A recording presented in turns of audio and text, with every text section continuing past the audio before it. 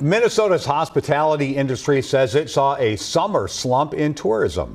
Many businesses are dealing with a declining number of visitors. That's not all. A new survey shows nearly 60% of businesses say trade policies are making their jobs tougher. WCCO's Derek James shows us what else it found.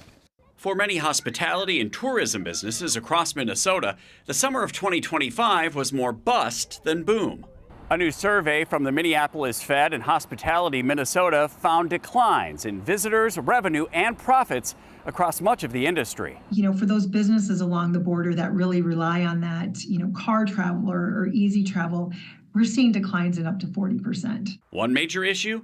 Fewer Canadian tourists, especially in northern Minnesota, impacting resorts and smaller operations already struggling with higher costs. When some of the talk first came out about tariffs with Canada and Canada perhaps becoming a 51st state, that wasn't taken real well by some of the Canadians. Across the board, businesses cited inflation, rising wages, and government policies as their top challenges. If restaurants and hotels are forced to continue to raise their prices because their costs are going up, then that eventually has to trickle down. Some businesses are increasing prices, but fear losing customers if they go too far. Because they're concerned that they'll lose the consumers if they pass on too much of it. That means they're taking a direct hit to the bottom line. Despite the struggles, parts of greater Minnesota fared slightly better, thanks in part to a strong fishing season in places like Lake of the Woods. We were up about 3% over last year for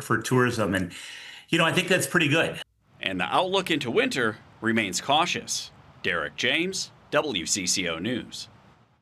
While metro areas like the Twin Cities saw more events and visitors this summer, high operating costs are threatening long-term stability.